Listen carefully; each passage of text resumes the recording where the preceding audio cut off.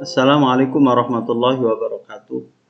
Alhamdulillahirabbil alamin wassalatu wassalamu ala khususnya 9 Pak Muntaha akan menyampaikan mapel fikih mengenai tentang ketentuan jual beli, khiyar dan qirad. A. Pengertian jual beli.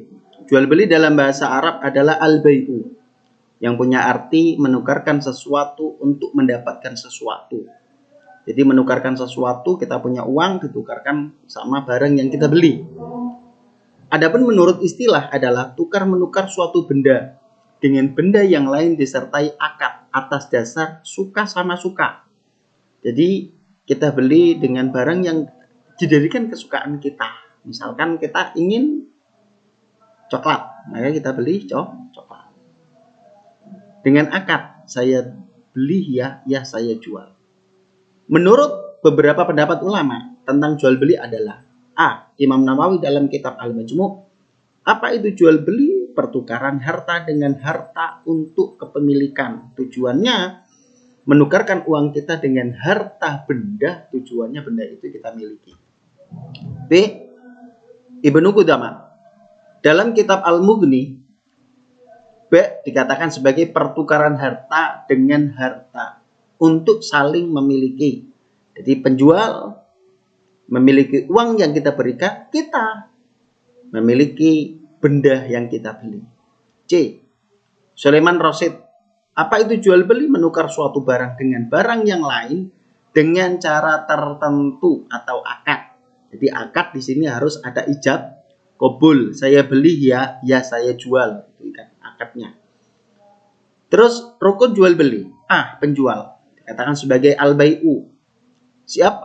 Harus berakal dan juga harus balik. Boleh. Terus anak kecil bagaimana ketika anak TK jajan? Nah, itu jual belinya bagaimana? Apakah sah apa tidak? Kalau menurut syariat Islam belum sah dikatakan. Akan tapi tidak sahnya akad jual beli di sini tidak ada tuntutan nanti di akhirat. B. Pembeli atau mustari. Berakal, balik, tidak dipaksa. C. Benda atau barang atau makut aleh itu harus halal. Jadi benar-benar benda yang kita jual belikan itu harus halal. Terus juga suci. Tidak boleh barang yang najis. Terus milik sendiri. D. Mungkin diserahkan. Jadi ketika kita jual beli barang tersebut mungkin untuk diserahkan. D. Alat menukar. Alat penukar bisa dengan menggunakan uang. Kalau lebih canggih lagi, sekarang kita pakai M-Banking. M-Banking juga lebih canggih lagi, kita pakai dengan OVO. E. Segot. Harus ada ijab qabul. Jadi ijab saya beli barangnya ya saya jual, itu ijab qabul. Tidak hanya pada nikah saja ijab qabul, tapi jual beli semua akad juga harus ada ijab qabulnya. B. Khiyar dalam jual beli. A. Pengertian. Khiyar menurut bahasa adalah memilih yang terbaik. Kita kalau ke pasar memilih mana yang terbaik untuk kita beli. Atau kita ke Indomaret atau kita ke macam khiyar. Yang pertama ada khiyar majelis. Jadi khiyar majelis kita tawar-menawar dalam toko. Itu khiyar majelis. Kalau keluar dari toko, maka khiyar majelis sudah habis. Yang kedua adalah khiyar syarat. Khiyar syarat misalkan dicontohkan seperti ini. Si A beli rumah kepada B. Ya. A, kalau anak saya nanti kerasan di rumah ini dalam 1, 2, 3 hari, maka rumah ini saya jadi beli. Kalau anak saya tidak kerasan dalam 1, 2, 3 hari ini, maka rumah ini tidak saya beli. Nah, itu namanya khiyar syarat. 3. Khiyar aib. Khiyar aib berarti ini adalah garansi apabila dalam 1 minggu mesin elektronik ini rusak tanpa disebabkan jatuh dan lain sebagainya, maka menjadi tanggung jawab penjual. Itu garansi. Nanti ada dapat garansi. Itu namanya khiyar aib. Kalau sekarang dinamakan garansi. B. Qirad atau mudharabah. A. Pengertian qirad menurut istilah fikih akad pemberian modal uang. Jadi akad mudharabah adalah ketika saya memberikan modal kepada kalian. Nah, ini akad mudharabah. Jadi labanya terus bagaimana? Labanya dibagi menjadi dua. Jadi misalkan setengah untuk saya, yang setengah untuk si pengelola modal. Contoh, itu akad mudharabah. Terus bagaimana yang ada di bank-bank ada di Indonesia sekarang ini? Apakah akad mudharabahnya terutama pada bank syariat apakah juga seperti itu? Tidak.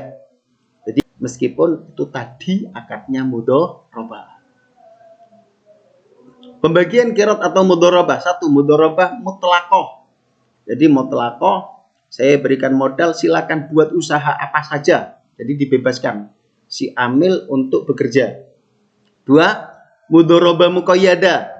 Jadi mudharabah muqayyadah, boleh saya pinjami uang, saya beri modal kamu, tapi usaha kamu harus jual nasi goreng. Nah, ini namanya mudharabah muqayyadah, ada qaidnya, ada ketentuannya. Terus B, rukun dan syarat qirad. Rukun, pemilik modal sahibul mal dan penerima modal mukrid, ya. Rukun modal mal. Pemilik modal harus dewasa, berakal, sama-sama rela syaratnya, ya. Rukun yang kedua, modal atau mal harus diketahui secara jelas jumlahnya oleh kedua belah pihak dan harus tunai. Tidak sah bila modal berbentuk emas atau perak batangan. Jadi modal di sini harus jelas berapa, 10 juta. Maka 10 juta harus dibayar tunai, tidak boleh dicicil. Berapa? 20 juta atau 100 juta atau bahkan 1 triliun modalnya. Ini harus cash, tidak boleh dicicil. Rukun pekerjaan atau amal. Jenis pekerjaan ditentukan oleh mukrid. Pemilik modal mengetahui jenis pekerjaannya. Jadi mukrid adalah orang yang diberi modal. Jadi pemilik modal hanya tahu, buat apa? Saya buat untuk dagang. Nah, hanya itu saja. Entah dagang apa. Itu yang penting jenis pekerjaan ditentukan oleh mukrid. Pemilik modal hanya mengetahuinya saja. Rukun keuntungan, kesepakatan tentang persentase besarnya bagian keuntungan di saat akad. Di saat akad, kamu memberikan aku modal 100, saya berikan modal 100 triliun, 1 triliun. Maka kamu dalam laba perputaran kita sepakat ya, nanti labanya kita bagi 50-50 atau separuh-separuh atau 50%, 50%. 50% untuk pemilik modal, 50% untuk yang menjalankan usaha. C. Faktor yang membatalkan qirad. 1. Tidak terpenuhinya salah satu atau beberapa syarat qirad. 2. Pengelola dengan sengaja meninggalkan tugasnya atau melakukan sesuatu di luar kesepakatan akad. 3. Salah satu pemilik modal atau pengelola meninggal dunia. Untuk umpan balik, anak-anakku sekalian, jelaskan bagaimana hukum jual beli secara online. Ya, sekarang tadi Pak Muntaha membahas tentang jual beli. Sekarang marak jual beli semuanya dengan online, baik itu melalui Shopee atau melalui Lazada. Apakah jual beli secara demikian sudah memenuhi syarat dan rukun jual beli? Nah, itu bagaimana? Sudah memenuhi syarat dan rukun jual beli apa enggak? Ada khiyarnya apa enggak di situ? Nah, mungkin yang biasanya belanja online bisa menjelaskan di sini dan termasuk jual beli secara sah apa tidak, sesuai dengan syarat dan rukun atau tidak. Yang kedua, jelaskan bagaimana praktek qirad dalam dunia bank yang berlaku. Ini sampean harus cari info bagaimana praktek qirad di bank-bank di sekitar kita. Demikian materi jual beli, khiyar, dan qirad telah kami sampaikan. Apabila kurang paham silakan tanya via WA. Pak Muntaha berharap semoga kalian mendapatkan ilmu yang manfaat dan barokah. Wassalamualaikum warahmatullahi wabarakatuh.